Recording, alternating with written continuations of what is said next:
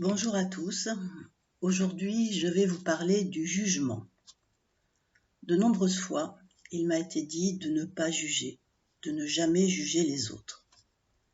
Bien sûr, nous pouvons garder le discernement, nous pouvons observer ce que font les autres, mais nous ne sommes pas en position de juger qui que ce soit. Mais nous le faisons cependant.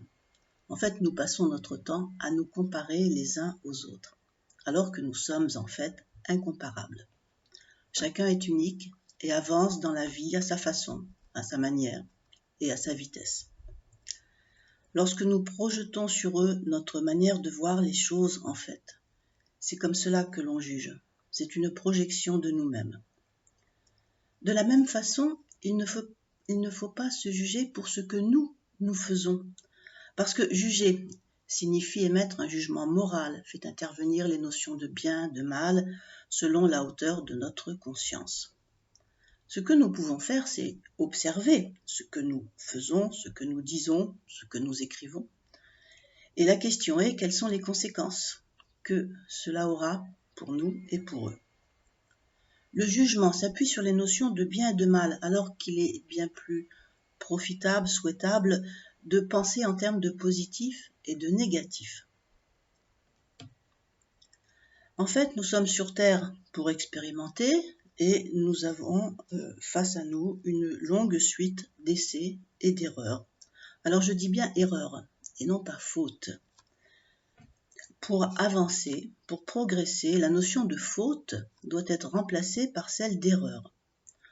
Reconnaître que nous avons fait des erreurs, oui, c'est un pas pour la conscience, c'est un pas positif qui va nous permettre d'enclencher de meilleures actions pour soi et pour les autres. Tandis que reconnaître que nous avons commis des fautes nous fait plonger dans la culpabilité. C'est un gouffre de non-lumière, comme je dis. Et puis la culpabilité, on ne peut rien en faire. C'est un jugement sans appel. Ce qui est particulier, c'est qu'en fait, la culpabilité est une reconstruction après coup, c'est une reconstruction du mental et de l'ego. A priori, les personnes ont envie de bien faire. Le problème, c'est que dans certaines situations, nous agissons d'une certaine façon que longtemps après, nous allons regretter parce que à ce moment-là, nous n'avions pas du tout mesuré les conséquences. Et puis aussi, au moment où nous avons commis l'action, nous avons pensé que c'était la meilleure possible. Et en fait, la culpabilité va intervenir après. C'est parfois des jours, des semaines, des années après. Notre conscience a évolué. Nous voyons les conséquences de ce que nous avons dit, fait, pensé, agi. Et là, on va se dire, mais j'ai fait quelque chose de mal, comme une faute grave.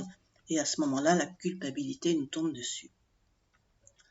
Or, cette culpabilité, parfois nous la mettons sur nous tout seuls, puis parfois ce sont les autres qui nous pointent du doigt en nous montrant effectivement ce qu'il ne faut plus appeler, mais ce qui est pointé comme une faute. Lorsque nous réalisons que sur nous-mêmes, nous n'avons pas à émettre ces jugements négatifs, à ce moment-là, il deviendra plus facile de ne pas en émettre à propos des autres. En fait, c'est la conscience qui a besoin d'être élevée et éduquée. Lorsque ce sont les autres qui ont pointé que nous étions coupables, en termes énergétiques, cela s'appelle une idée reçue, c'est-à-dire qu'elle nous a été implantée par les autres et puis ensuite, nous l'avons intégrée.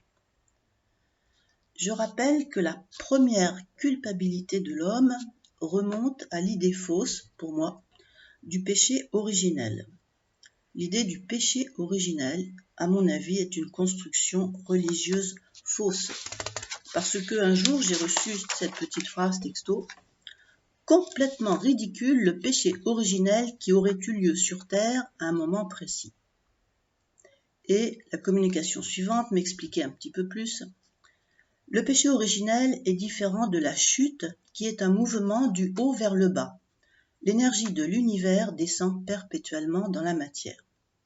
En fait, plus simplement, il y a eu effectivement une chute de la lumière pour créer la matière. Il n'y a rien à voir avec une chute de l'homme. Ce qu'on doit entendre par chute originelle, c'est la création de l'univers. Tandis que la soi-disant chute de l'homme, cela a été imaginé par des anciens.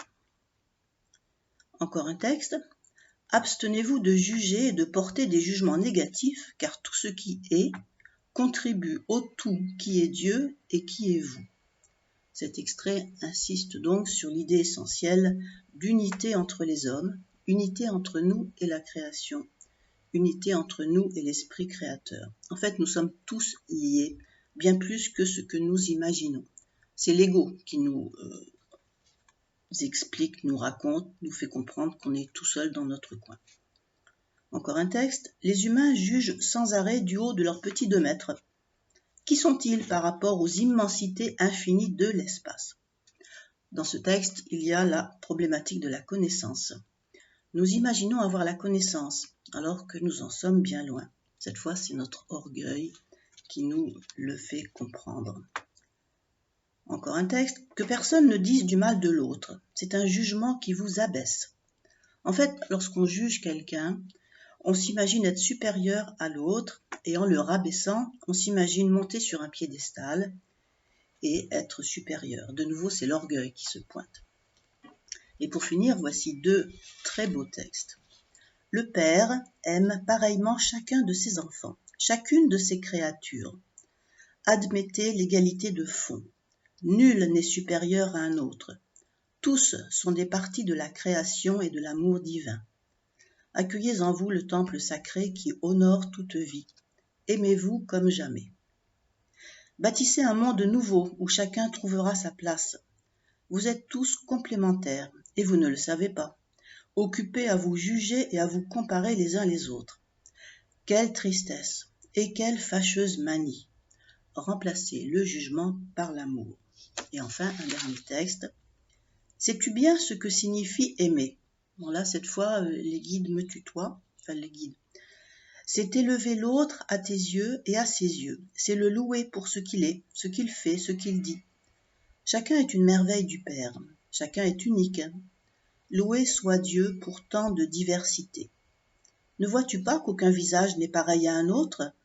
Il en est de même de son âme.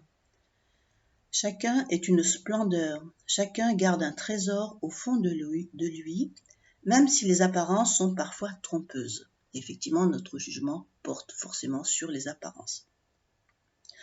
Ne juge pas, tu n'es pas en position de juger. Seul mon Père est juge. Il peut juger et ne le fait même pas. Non, il aime chacun avec ses erreurs et ses manques. Chacun a en soi des potentialités inouïes. Apprends-leur à les déployer.